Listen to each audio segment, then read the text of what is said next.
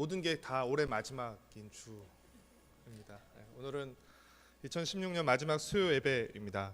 수요일이 너무 빨리 돌아오고 특히 수요일은 또 유난히 빨리 지나가서 매주 시간에 쫓겼지만 여러분과 매주 수요일마다 말씀을 함께 나눌 수 있어서 행복하고 감사했습니다. 말씀을 붙들고 씨름하며 설교를 준비하는 시간은 힘들었지만 설교하는 시간만큼은 즐거웠습니다. 여러 가지 부족한 점이 많은데도 말씀을 전할 수 있는 기회를 주시고 격려해 주신 양 목사님과 세도로 공동체에 감사드립니다. 뭔가 작별 인사처럼 해가 거듭될수록 더 나태해지지 않고 더 나아지고 깊어지는 설교자가 되도록 노력하겠습니다. 오늘 함께 여러분과 나눌 하나님의 말씀은 미가서 6장 말씀입니다.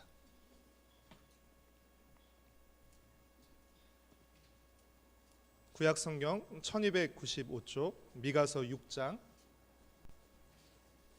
말씀입니다.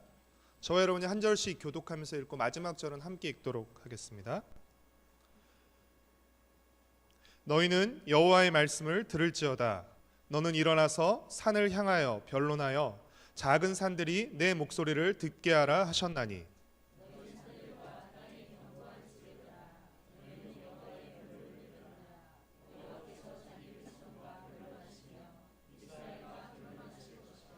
이르시기를 내 백성아 내가 무엇을 내게 행하였으며 무슨 일로 너를 괴롭게 하였느냐 너는 내게 증언하라.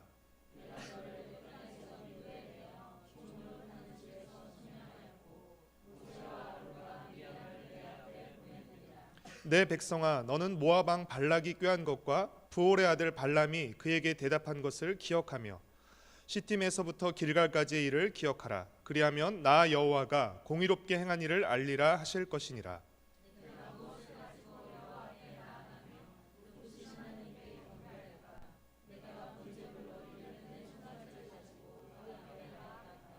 여호와께서 천천의 순양이나 만만의 강물 같은 기름을 기뻐하실까? 내 허물을 위하여 내 맏아들을 내 영혼의 죄로 말미암아 내 몸의 열매를 드릴까?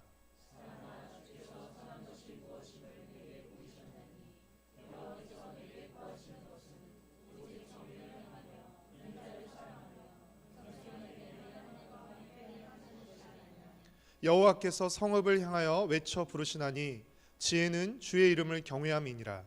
너희는 매가 예비되었나니 그것을 정하시니가 누구인지 들을지니라.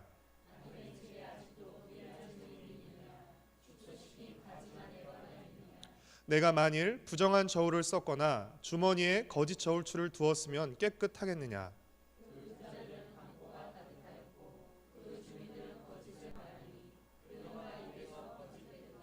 그러므로 나도 너를 쳐서 병들게 하였으며 내 죄로 말미암아 너를 황폐하게 하였나니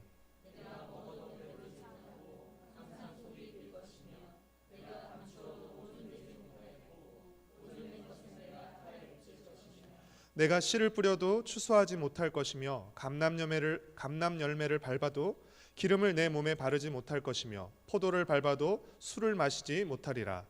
너희가 오므리의 율례와 아합 집의 모든 예법을 지키고 그들의 전통을 따르니 내가 너희를 황폐하게 하며 그의 주민을 사람의 조속거리로 만들리라. 너희가 내 백성의 수욕을 감당하리라. 아멘. 최순실 게이트에 관한 기사가 넘치는 중에도 한 일주일 전쯤 제 눈길을 끌었던 기사가 하나 있었습니다. 아마 이 기사를 보신 분들도 계시라고 생각하는데 간략하게 기사 내용을 소개해 드리겠습니다.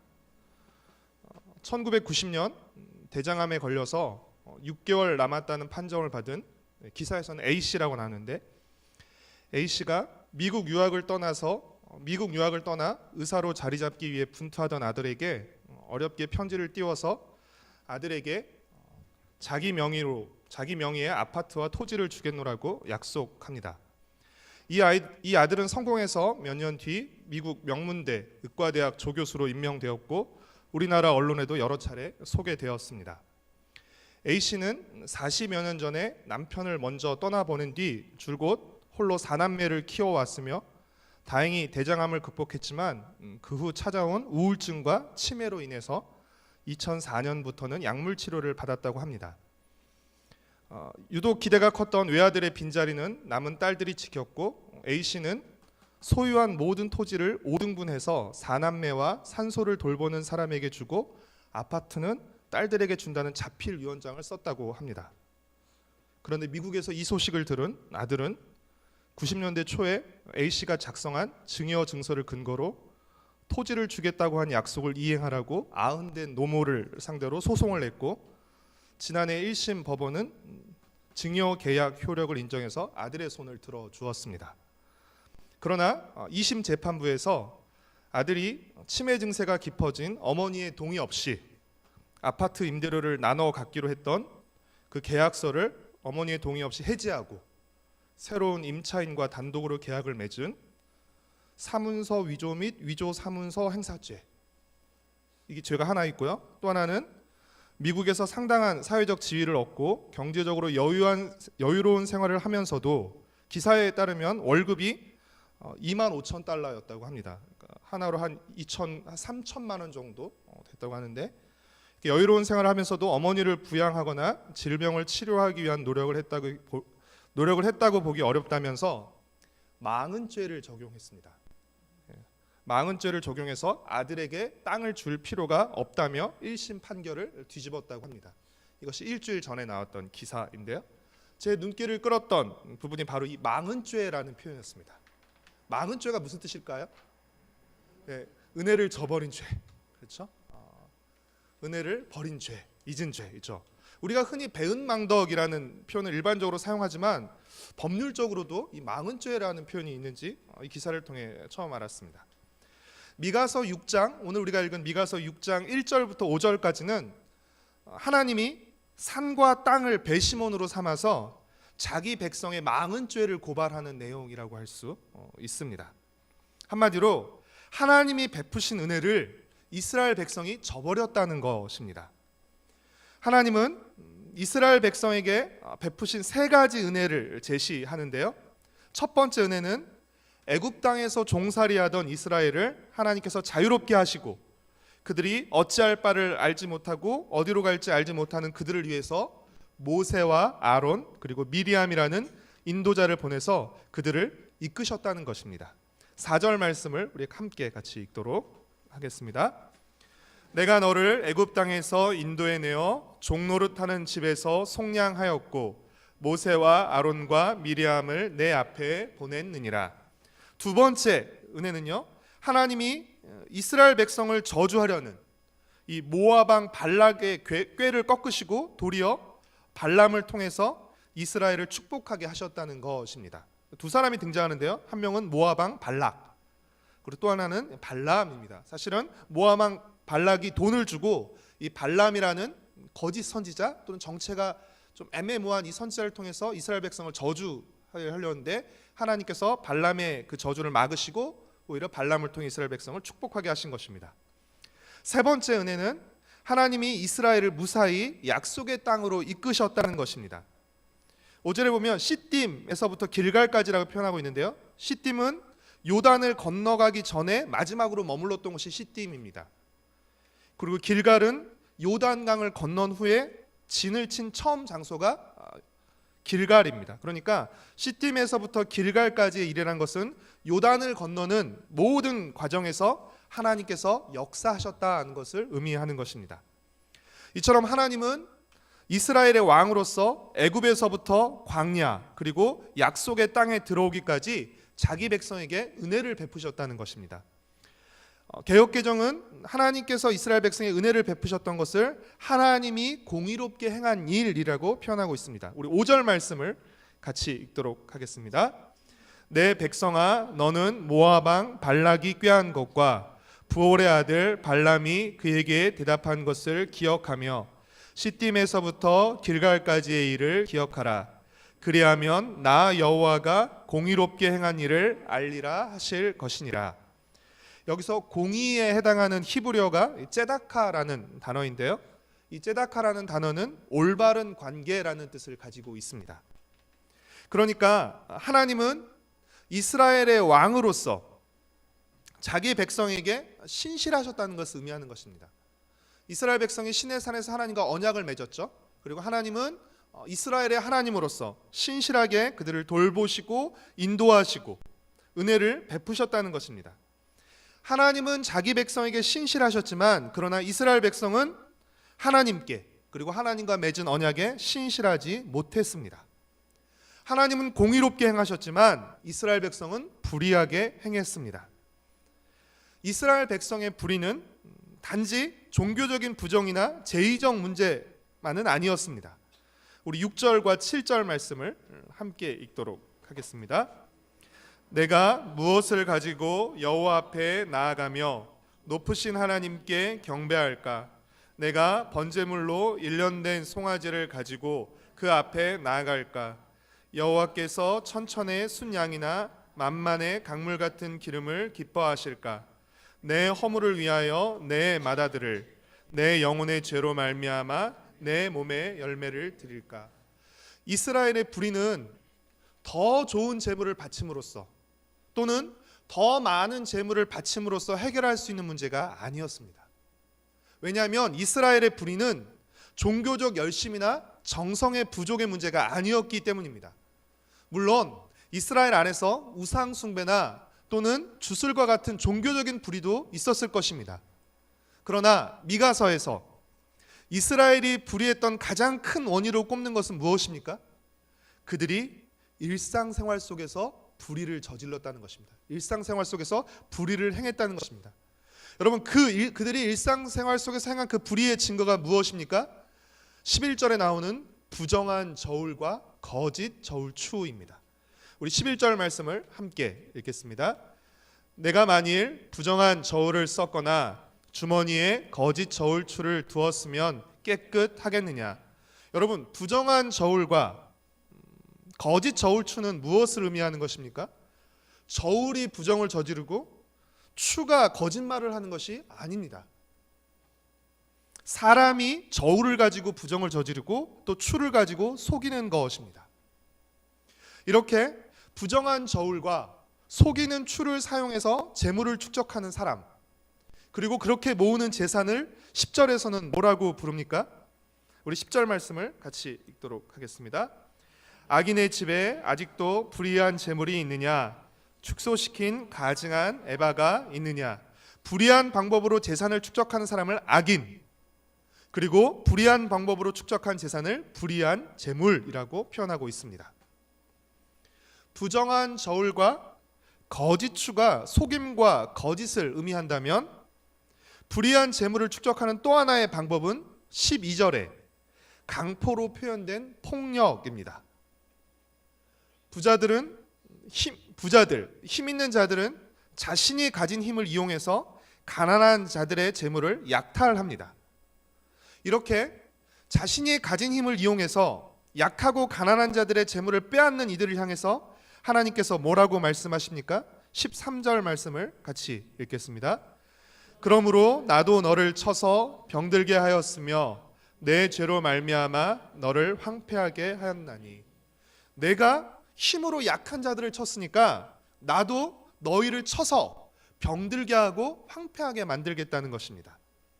또한 자기 배를 불리기 위해서 부정한 저울과 거짓추, 속임과 거짓을 사용하는 이들을 향해서 하나님은 뭐라고 말씀하십니까? 우리 14절과 15절 말씀을 같이 읽겠습니다. 내가 먹어도 배부르지 못하고 항상 속이 빌 것이며 내가 감추어도 보존되지 못하겠고 보존된 것은 내가 칼에 붙일 것이며 내가 씨를 뿌려도 추수하지 못할 것이며 감람 열매를 밟아도 기름을 내 몸에 바르지 못할 것이며 포도를 밟아도 술을 마시지 못하리라. 거짓과 속임수를 통해서 자기 배를 불리게 해서 아무리 열심히 모으고 쌓아도 결국은 배부르지 못하고 누리지 못하고 모두 다 약탈당하고 말 것이라는 것입니다. 불의한 재물은 아무리 많이 쌓아도 시편 1편에 나오는 바람에 나는 겨처럼 결국엔 모두 사라져버리고 말 것이라는 것입니다. 하나님은 공의롭게 행하셨지만 이스라엘은 하나님께 불의하게 행했습니다. 이 이스라엘의 불의는 종교적, 제의적 불의라기보다는 일상적이고 경제적인 불의였습니다. 따라서 이 이스라엘의 불의를 해결하는 방법은 어디에 있는 것이죠? 더 많은 또는 더 뜨거운 종교적인 제의적인 열심과 행동에 있는 것이 아니라 일상 속에서 정의를 행하는 데 있는 것입니다. 하나님께서 원하시고 기뻐하시는 것은 더 많은 재물을 바치는 것이 아니라, 더 종교적 열심을 내는 것이 아니라 일상 속에서 정의와 긍휼과 믿음을 가지고 살아가는 것이었던 것입니다. 우리 8절 말씀을 같이 읽겠습니다. 사람아, 주께서 선한 것이 무엇임을 내게 보이셨나니 여호와께서 내게 구하시는 것은 오직 정의를 행하며 인자를 사랑하며 겸손하게 내 하나님과 함께 행하는 것이 아니냐. 하나님께서 원하시는 것은 더 많은 제사나 더 비싼 재물이 아니라 일상생활 속에서, 일상의 삶 속에서 정의를 행하고 정직하게 행하고 다른 사람을 불쌍히 여기면서 겸손히 하나님과 함께 걸어가는 것이었습니다. 즉, 하나님을 신뢰하며 일상생활 속에서 정의와 인자를 실천하는 것이었습니다. 11절의 표현을 우리가 빌려서 사용하자면 정직한 저울과 공평한 추를 사용하는 것이라고 할 수 있는 것입니다. 저울과 추는 중립적인 도구입니다. 별것 아닌 것처럼 보이지만 이것은 하나님을 향한 이스라엘 백성의 믿음을 보여주는 것입니다. 여러분, 이스라엘 백성이 부정한 저울과 거짓 추를 사용했다는 것은 무엇을 의미하죠? 그들이 하나님을 경외하지 않았다는 것을 의미합니다. 그들이 하나님을 신뢰하지 않았다는 것을 의미합니다. 그들이 하나님과 함께하지 않았다는 것을 의미하는 것입니다. 그들이 부정한 저울과 거짓 추를 사용했다는 것은 또한 무엇을 의미하는 것입니까? 그들이 하나님의 백성으로서 언약에 신실하지 못했다는 것을 의미하는 것입니다. 왜냐하면 레위기와 신명기에 보면 하나님께서 공평한 저울과 공평한 추와 공평한 에바와 공평한 흰을 사용하라고 명령하고 계시기 때문입니다. 우리 레위기 19장 35절과 36절 말씀을 같이 읽겠습니다.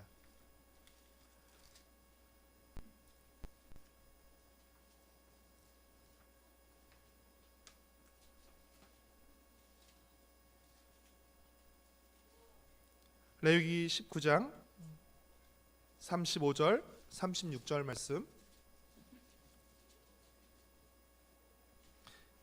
같이 읽겠습니다. 너희는 재판할 때나 길이나 무게나 양을 잴 때 불의를 행하지 말고 공평한 저울과 공평한 추와 공평한 에바와 공평한 흰을 사용하라. 나는 너희를 인도하여 애굽 땅에서 나오게 한 너희의 하나님 여호와이니라. 하나님께서 이렇게 명령하고 계신데도 불구하고 그들이 부정한 저울과 속이는 거짓 추를 사용했다는 것은 하나님의 언약에 신실하지 못했다는 것, 그리고 하나님을 신뢰하지 못하고 경외하지 못했다는 것을 의미하는 것입니다. 그러니 일상생활 속에서 이 폭력과 거짓을 일삼으면서 약하고 가난한 자를 억압하고 착취해서 얻은 그 불의한 재물을 축적하면서, 그러면서도 단지 헌금과 봉사만 많이 하면 하나님께서 기뻐하실 거라는 이 생각은 불의하고 어리석은 생각일 뿐 아니라 아주 악한 생각인 것입니다. 그들의 삶 속에서 불의와 폭력과 거짓을 일삼으면서도 단지 재물만 하나님께 많이 바치면, 예배만 하나님께 많이 드리면 하나님께서 기뻐하실 것이라는 이 생각, 어리석고 악한 생각인 것이죠. 이러한 생각과 삶의 방식은 악한 왕의 대명사로 불리는 오므리와 아합왕의 삶과 다를 것이 전혀 없는 것입니다.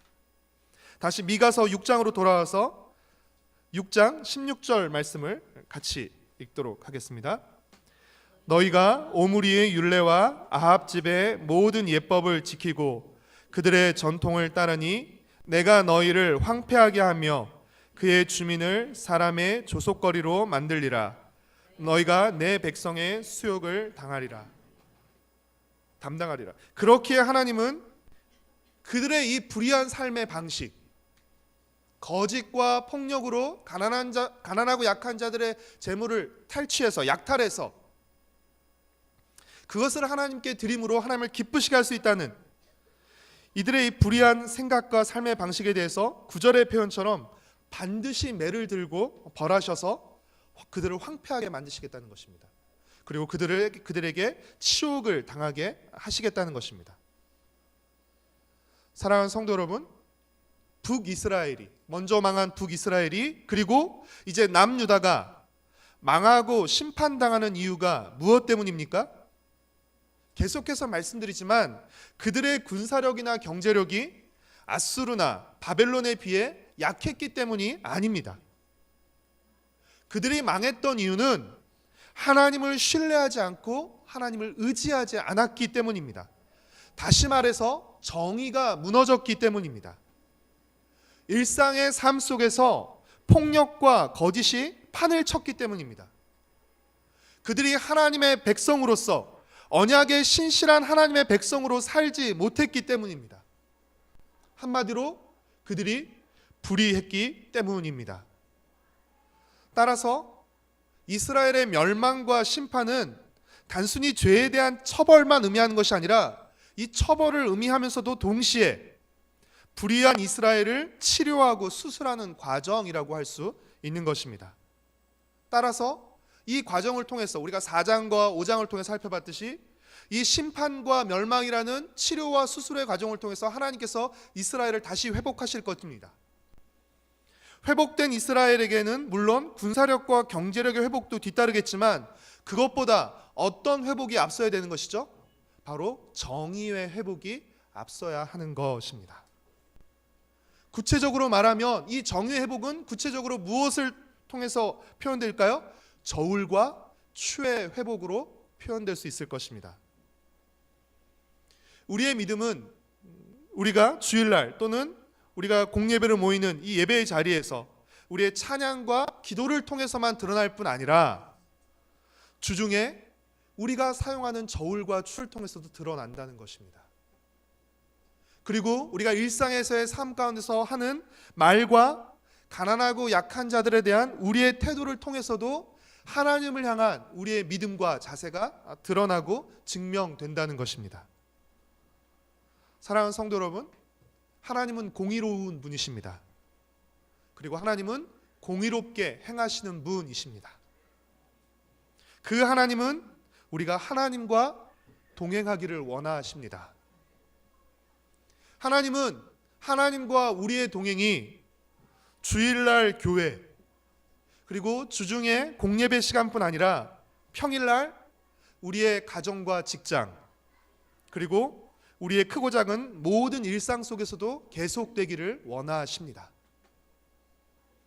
우리가 가는 모든 곳에서 우리가 하는 모든 일을 통해서 우리가 나누는 모든 대화 속에 하나님은 함께하기를 원하십니다. 우리 역시 모든 일상 속에서 하나님과 사랑과 공의의 하나님과 동행할 때만 우리는 정의를 행하고 인자를 베풀 수 있는 것입니다. 왜냐하면 정의와 인자를 베풀 수 있는 힘은 우리에게서 나오는 것이 아니라 하나님에게서 나오는 것이기 때문입니다. 어떻게 우리가 손해를 감수하고도 정직할 수 있겠습니까? 정의를 행한다는 것은 쉽게 말하면 정직하게 행한다는 것이죠. 어떻게 우리가 손해를 감수하고도 정직하게 할 수 있습니까? 하나님이 나와 함께 하시고 그것을 보시고 갚아주신다는 믿음이 없으면 우리는 그것을 행할 능력이 없습니다. 어떻게 우리가 우리보다 약한 자에게 긍휼을, 인자를 베풀 수 있습니까? 하나님이 나와 함께 하시고 그것을 보시고 그것을 갚아주신다는 믿음이 있을 때만 우리는 우리보다 약한 자에게 인자를 베풀 수 있는 것입니다. 하나님의 함께 하심과 하나님의 갚아주심을 믿을 때야 우리는 정직할 수 있고 따뜻할 수 있는 것입니다. 정의를 행하고 인자와 긍휼을 베풀 수 있는 것입니다. 사랑하는 성도 여러분, 하나님이 원하시는 것은 거창하고 화려한 것이 아닙니다. 세상에서 더 높은 지위에 오르고 더 많은 재물을 소유하는 것이 아닙니다. 하나님이 우리에게 원하시는 것은 하나님과 함께하는 것입니다. 정의와 인자를 실천하는 것입니다. 우리 삶의 자리에서 정의와 인자를 실천하는 것입니다. 정직한 저울과 공평한 추를 사용하는 것입니다. 사랑하는 성도 여러분, 우리의 연약함과 부족, 그리고 불의와 죄, 그리고 잦은 망언에도 불구하고 우리의 하나님으로서 신실하게 하나님께서 공의를 베푸셔서 우리는 오늘 여기까지 이르를 수 있었던 것입니다. 우리의 하나님으로서 신실하게 공의를 행하셔서 여기까지 우리를 이끄신 하나님의 은혜와 공의를 기억하고 감사하시기를 바랍니다. 그리고 며칠 남지 않은, 이제 사흘밖에 남지 않은 2016년, 그리고 언제가 될지 모르는 우리 인생의 마지막 날까지 겸손히 하나님과 한 걸음 한 걸음 함께 걸어가고 정의와 인자를 실천하는 삶을 살아가길 다짐하고 기도하는 우리가 되었으면 좋겠습니다. 거짓과 폭력으로 대표되는 오므리와 아합의 방식이 아니라 정의와 사랑으로 대표되는 예수 그리스도의 삶의 방식으로 이 땅에 하나님의 나라를 세워가고 넓혀가는 우리 개인과 또 가정과 세대로교회 공동체가 되기를 축복하고 소망합니다.